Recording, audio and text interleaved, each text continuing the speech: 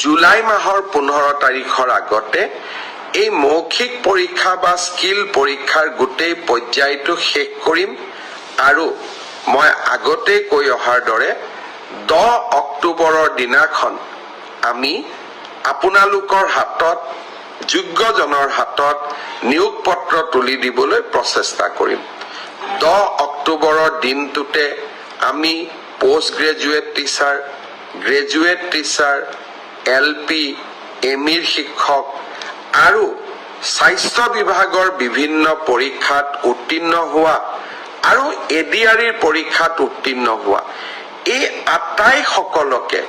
একেলগে খানাপাৰা ফিল্ডলৈ মাতি আনি আমি নিযুক্তি পত্ৰ আগবঢ়াম